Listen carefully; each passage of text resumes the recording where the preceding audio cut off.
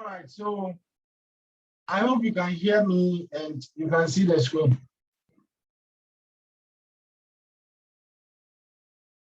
Yes, we can hear you.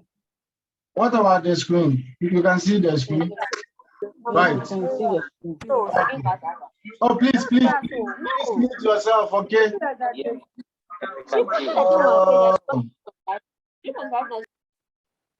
Okay, so the first question, we're assuming that the student was spending all his income on beans.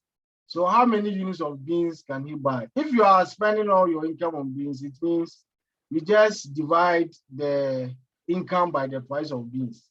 And beans is $2. So you are using 100, your income is $100. So that will be 100 divided by 2.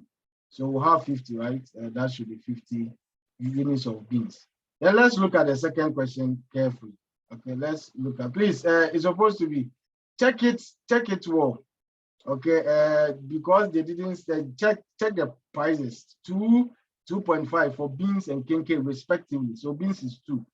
Beans is 2, so please you take note of that. So the answer is 50, not 25. Right. Then assuming it's income and the price of kenkey double. So now income is no more 100, but 200. And the price of kenkey was initially 2.5. Now it has doubled. So it's going to be $5. How many units of kenkey can he buy if he decides to still buy the same units of beans from above? So initially he was buying 50 units of beans. He's not changing that. And there's no change in the price of beans, which means that he's still going to spend $100 on beans. So now the income is 200. We are using $100 on beans. We'll still be left with $100. But now the price of kenkey is no more 2.5, but $5. So we'll spend the remaining $100 on kenkey, which costs $5. So the answer will be 100 divided by $5, which should be 20 units of kenkey. Okay, 20 units of kenkey. Right, so the person will buy 20 and then 50, 20 of kenkey, 50 of beans. Okay, 50 of beans. Right. Then the angel curve for a normal good is, angel curve is the income consumption curve. So it talks about the relationship between income and the demand for the good. So if the good is a normal good, it has a positive relationship with income. So whenever there's an increase in income, there's supposed to be an increase in the demand. So it has to move upwards. So it's supposed to be upwards, okay? That is for a normal good. So a given good is supposed to be downwards, okay? A given good is supposed to be downwards. And they don't normally talk about necessities, but I think that will be vertical because it doesn't matter the change in income, quantity will still be fixed, okay? So just in case this one doesn't come, but they asked for that, so know that. Right, then the total effect of a price change for a given good, supposed to be not a given good is the effect of a price change for a given good is positive. You see, this positive effect and then those substitution and income thing, the effects that we talk about, it talks about the relationship between the change in price and the demand and the quantity demanded for that good. Okay, for a given good, you see that the positive income effect outweighs the negative substitution effect, which makes the total effect positive. What it means is that when price falls for a given good, we tend to buy less. And then when price increases, we tend to buy more. Okay, so the total effect of a price change for a given good is supposed to be positive. But for normal good, it's negative because the negative income effect reinforces the negative substitution effect. Even an inferior good which is not a given good also has a negative total effect because the negative substitution effect is more than the negative income effect. So please, let's take note of those things too. Right, and then we have good X and good Y, and they are all normal goods, okay? they are normal goods. If the price of good X falls, and if the substitution effect on Y is greater than the income effect on Y, then the two goods are what? What will be the relationship between the two goods? If they are all normal goods, okay, and the price of X falls, the substitution effect will cause the consumer to buy less of Y because now X is relatively cheaper. So substitution effect is causing the person to buy less of Y. But because they are all normal goods, when price of X falls, there's an increase in real income. So the income effect will encourage the consumer to buy more of Y. So substitution effect is negative for Y. The income effect is positive for Y. But here we are being restricted that the substitution effect is more than the income effect, which means that the fall in the price of X will cause the consumer to buy less of Y. Less of Y. This is the first information that you need. So now what will be the relationship between the two goods? Price of X has fallen and you are buying less of Y. It means that the two goods are substitute. They are competitively demanded. So the two goods are gross substitutes. Okay, they are gross substitutes. Right. The thing, if the questions are going to be multiple choice, when you are reading the lecture notes, don't leave anything out. You'll be amazed the page that they can ask a question for. Okay, so leave no stone unturned. Then the income effect of a price change has an offsetting effect on the substitution effect if the good is or an. You see that for normal goods, the income effect will reinforce the substitution effect. But for an inferior good, the income effect will offset the substitution effect. So this should be an inferior good. Okay, should be an inferior good. For good X to be a necessity, okay, for good X to be a necessity, a 50% increase in price should result in, for necessities, it doesn't matter the change in price, there will be no change in quantity demanded. Something like salt, you can't say that now salt is expensive, so when you are cooking, you won't put any salt in your food. You definitely buy the same quantity. So when price changes, there will be no change in quantity demanded. So we have a 0% change in quantity demanded. Okay. Then which of the following will result in a decrease in demand? That is a leftward shift of the demand curve. If you look at the first one, if there's an increase in income and the good is a normal good, we have a rightward shift in the demand curve because now you buy more because of an increase in income. Now, just assuming you are consuming two goods together, like car and then fuel, and there's a decrease in the price of cars, and then it means that now we'll be buying more of fuel. So that one too should cause a rightward shift in the demand curve. And then there's an increase in the price of a substitute. If you take something like this way, and then Milo, and then there's an increase in the price of Milo, we are rather supposed to buy more of this way. And that should cause a rightward shift in the demand curve. So it's none of the above. Okay, it's none of the above.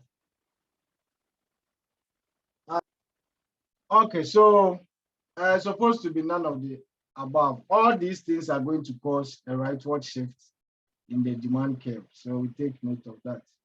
Now, suppose the price of good X increases. If X and Y are substitutes, then in the market for good Y, we would expect that now the two goods are substitutes and the price of good X has increased. Then it means that we are supposed to buy more of Y. Okay, now X has become relatively expensive, so we'll buy more of Y. Okay, and buy more of Y, holding demand of Y, holding the supply of Y constant. It means that there's going to be an increase in both equilibrium price and quantity. Okay, you can just draw your simple diagram there. Assuming this is the market for Y, okay, this is the initial price, this is the initial quantity. Now, because of an increase in a substitute, good X, the price of good X, the demand for good Y will increase. This will be the new equilibrium point. Equilibrium quantity will increase, equilibrium price too is going to increase. Okay, so we go for an increase in the equilibrium price and an increase in equilibrium quantity. Where's that one? A, the first one. Okay, the first one. So both equivalent price and quantity are supposed to increase. All right, then when the price of a product falls for a normal good, we know that the income effect will encourage the consumers to buy more of that good. Okay. Income and substitution effect will encourage consumers to purchase more of that good, because both substitution and income effect are all negative. So we go for A. Income and substitution effect to encourage consumers to buy more of the product. All right. The reason the substitution effect works to encourage the consumer to buy less of a product when its price decreases is, I'm taking it again. The reason the substitution effect works to encourage a consumer to buy less of a product when its price increases is that now the product becomes relatively more expensive. You are buying two goods and there's an increase in the price of one. So now you see that good to be more expensive. So you rather shift into purchasing the other good whose price is constant and now relatively cheaper. Okay, so because it has become relatively expensive. Okay. Now, George consumes only two goods, pizza and compact discs. Both are normal goods for George. So suppose that the price of pizza decreases, then George's consumption of compact discs will, the two goods are normal goods, okay? And now there is a decrease in the price of pizza. So what is George going to do now? Okay, George's consumption of compact discs will,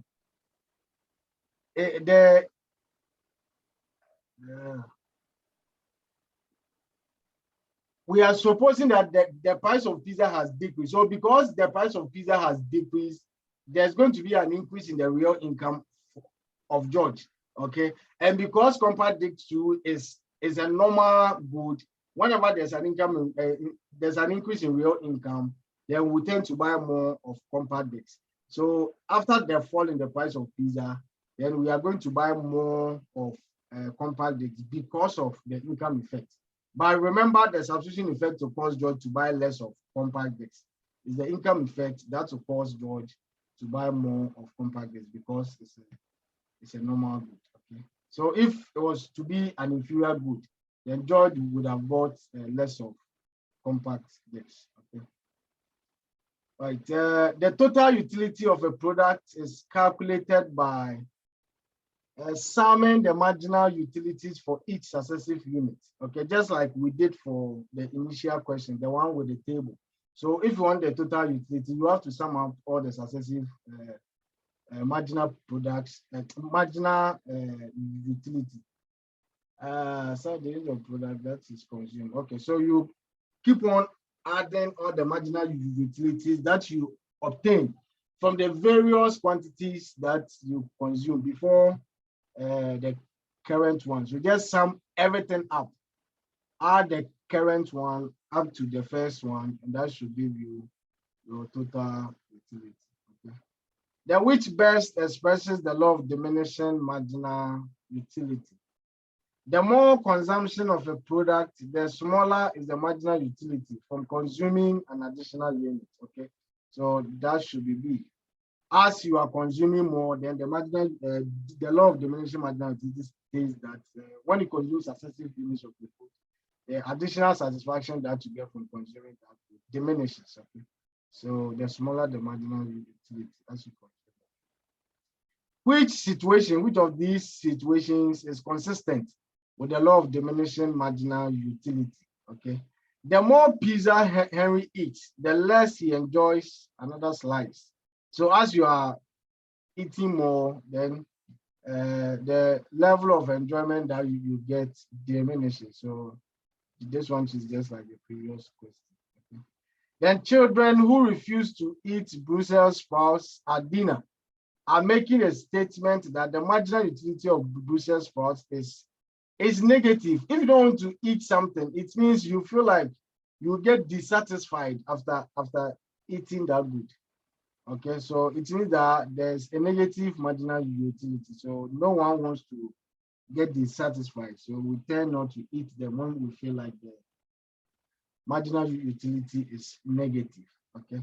Then when marginal utility is decreasing but positive, then total utility must be increasing at an increasing rate. Okay. When something is increasing at an increasing rate, it means that the rate of change too is increasing. And the marginal utility measures the rate of change in total utility. So as marginal utility is falling but still positive, it means that the total utility is increasing, but at a decreasing rate, at an increasing rate. As soon as it begins to increase at a decreasing rate, then it will tend to, the marginal utility will tend to negative values. So we should go for increasing at an increasing rate.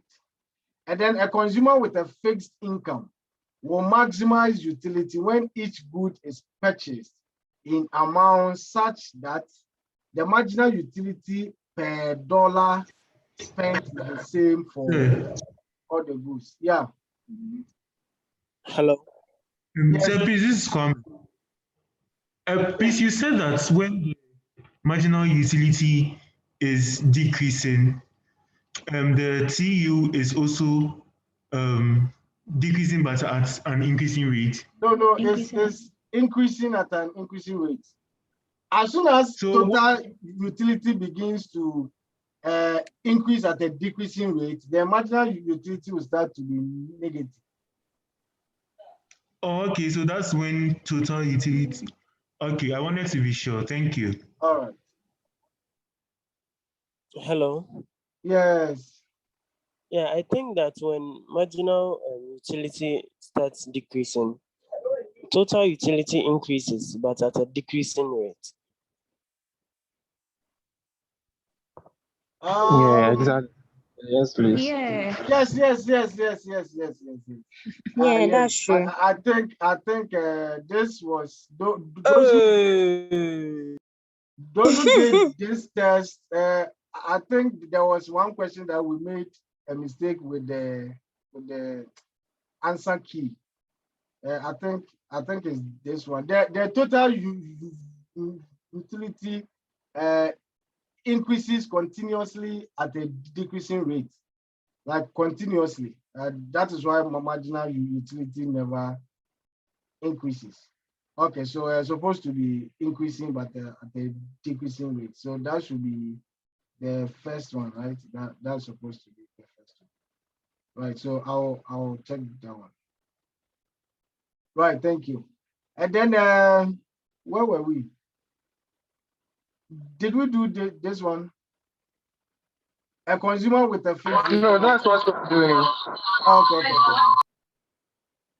A consumer with a fixed income will maximize utility when each good is purchased in amount such that the marginal utility per dollar spent is the same for all the goods. So the ratio of the marginal utility, the ratio of the marginal utility per dollar spent on each good are supposed to be the same.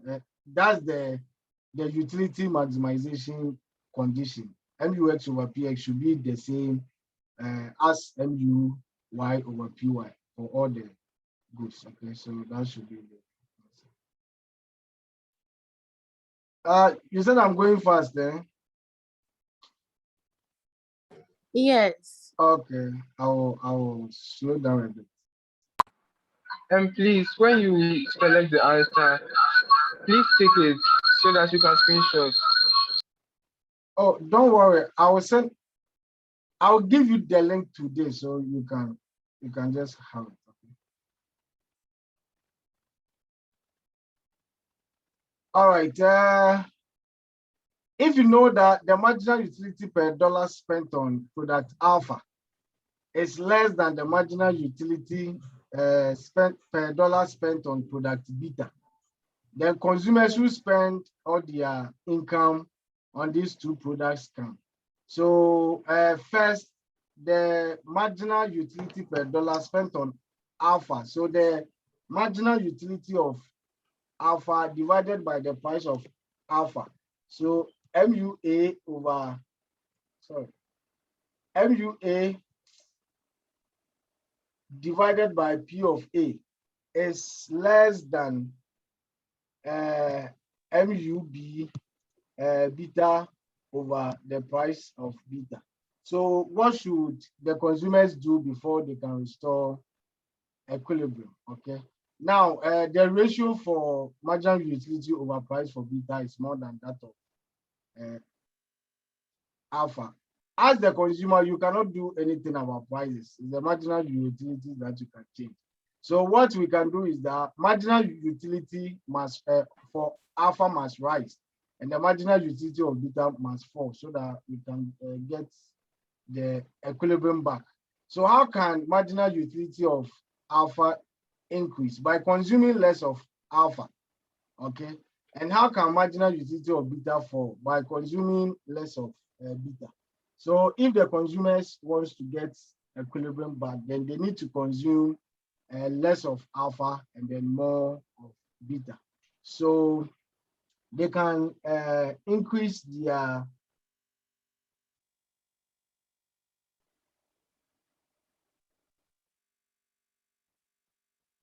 okay, so they have to increase their total utility by buying more of beta and less of alpha. By buying more beta, marginal utility of beta will fall, so the ratio will fall. And by buying more less of alpha, the marginal utility of alpha will go up, and then we will get equilibrium back. Okay, so they will have to increase their total utility by buying more of beta and then less of alpha. Buying less of alpha. I hope we understand. Yes, please. Yes. Okay, all right. Right, we have some true or false here too. The Hicksian demand curve for an inferior good is steeper than the Marshallian demand curve. True or false? For the Hicksian demand curve, it only uses the substitution effect, but the Marshallian uses the total effect. Let's just do a rough sketch here and let's see. Assuming this is the initial equilibrium, not drawn to scale, just assuming this is the initial equilibrium A. From this point to this point, we get our substitution effect, and then this point C is the income effect. So if you want to draw the demand curves, this is the initial price, the equilibrium was at this point. Now, because of the falling price, now for the Hicksian demand curve, we are using the substitution effect. So we'll move from A to B. So this will be the new point. So join these 2 points, and then you get your Hicksian demand curve. For Marshallian, you are using the total effect. Total effect is from A to C. So this is going to be the new point for the Marshallian. So you realize that the Marshallian is steeper. This is Marshallian. This is the Hicksian, okay? So for an inferior good, the Marshallian is rather steeper than the Hicksian.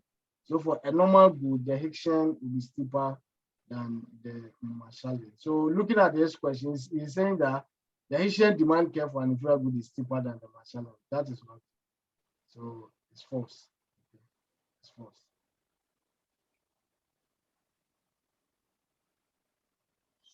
Right, to restore equilibrium, the consumer must consume more of a commodity if the additional benefit he derives from consuming the good is more than the price. The additional benefit is the marginal utility. So if marginal utility is greater than price, what should the consumer do just to restore equilibrium? The marginal utility must fall, right? Which means you have to consume more. So by consuming more of this good, equilibrium will be restored. So the consumer must consume more of the commodity. That should be true. Okay, by consuming more, marginal utility falls, and then equilibrium will be restored again. If the demand curve for a good is inelastic, then an increase in its price will cause the total expenditure of the consumer the consumers of the good to, is going to increase. When the demand is inelastic, okay, it means that the percentage change in quantity will be less than the percentage change in price, okay? And the total expenditure on any good is price times quantity, okay? So if price is increasing by 50%, and then demand and the quantity demanded is falling by say 20%, then the product of these two will be more than the initial one. So for goods with inelastic demand, whenever a price increases, we tend to spend more than before, okay, than before. So with inelastic demand, an increase in price will cause an increase in expenditure. It will cause an increase in expenditure. I hope we understand that. Yes.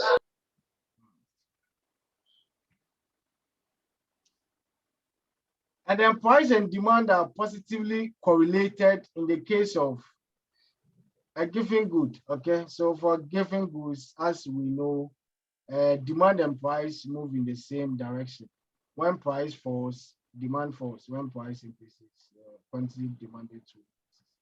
So that should be a given good. In the case of an inferior good, income elasticity is supposed to be negative because of the negative relationship between the price and then the quantity demanded. So income elasticity of demand for an inferior good is negative. The budget line is also known as consumption possibility line. Okay, consumption possibility line. So just in case you see it anywhere, we call it the consumption possibility line. Then an indifference curve is convex to the origin. That is true, just to show the law of diminishing marginal utility.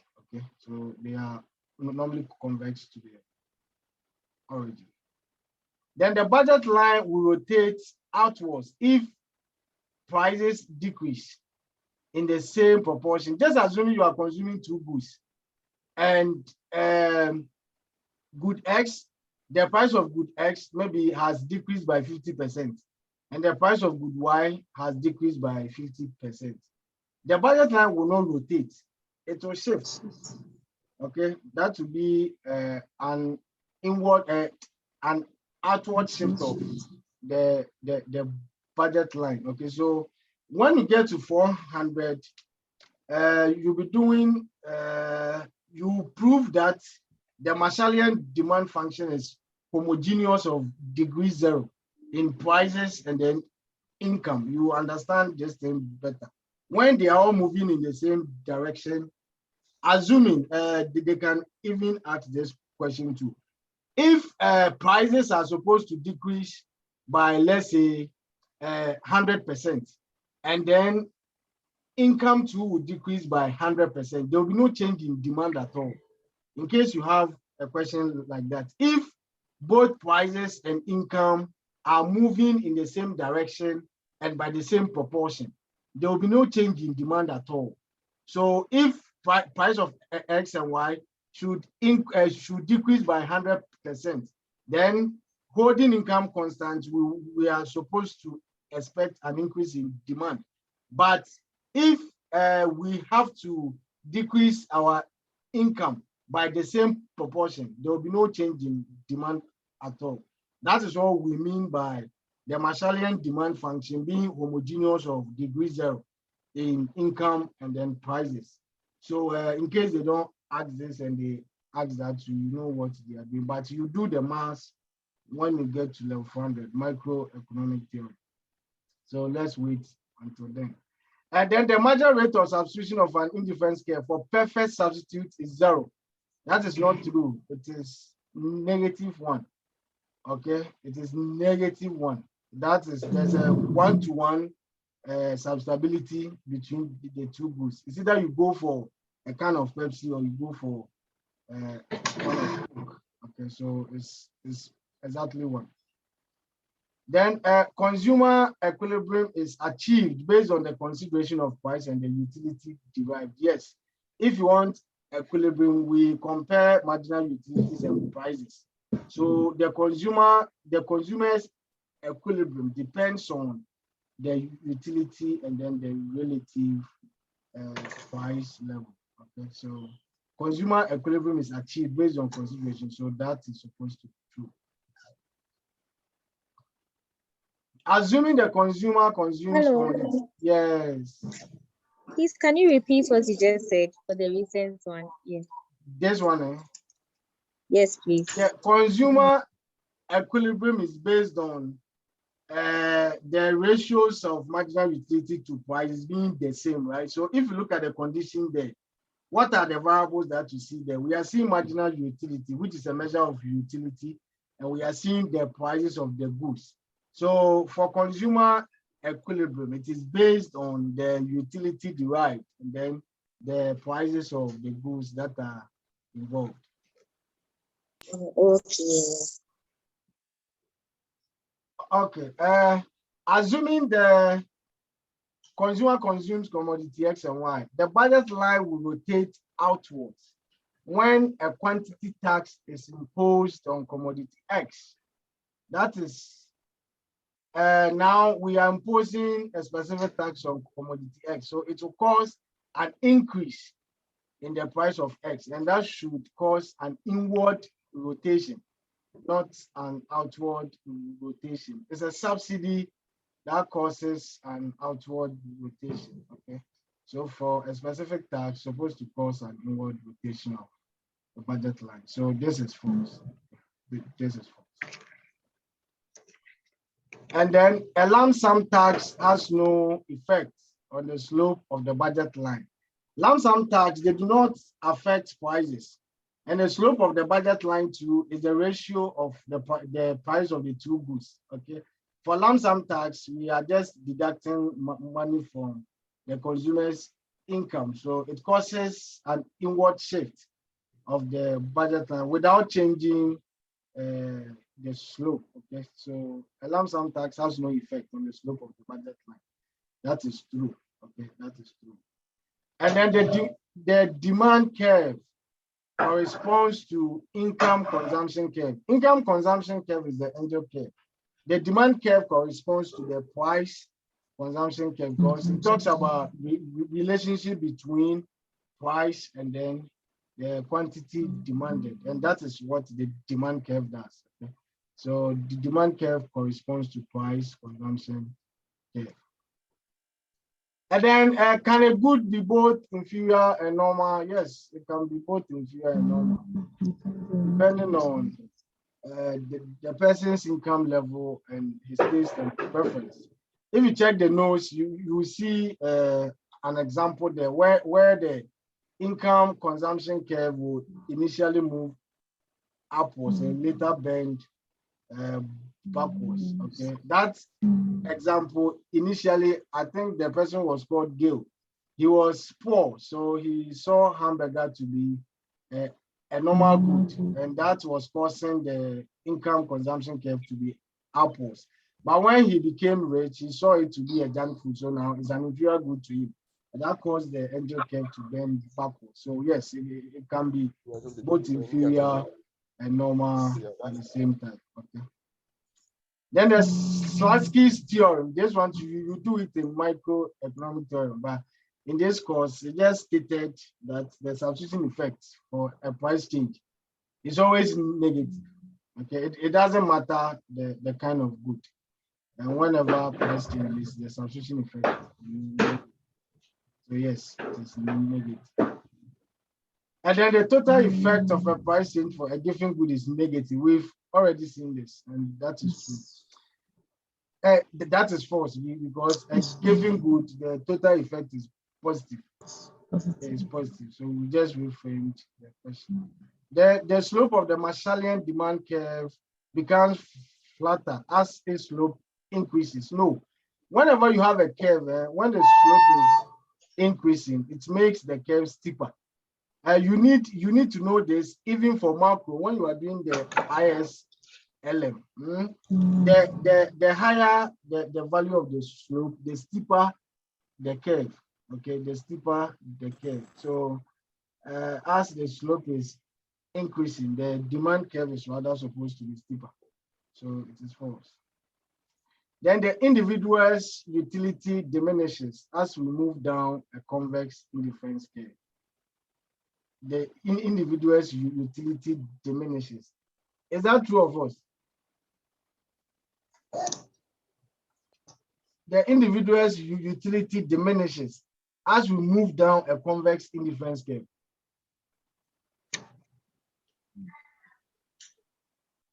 No, it's the same. It's the same. It is not true. If you are on the same indifference curve, it doesn't matter where you are. The utility doesn't change. But what diminishes is the marginal rate of substitution. The consumer's willingness to sacrifice good Y for X is what falls as you are moving down the convex indifference curve. Okay, so as for utility, no, it doesn't change at all. It doesn't change at all. Okay, so this is the end of this objective test. I hope it helps. And you can go to the site and download those ones too. You can go through. And just want to, I will send you the link. I'll send you the link. You can do the test as soon as you are done. It will give you the marks. And then just to know that you've kept all the answers and you've perfectly understood what we have done. But go to the site and download the ones there and go through before you write the paper. I hope.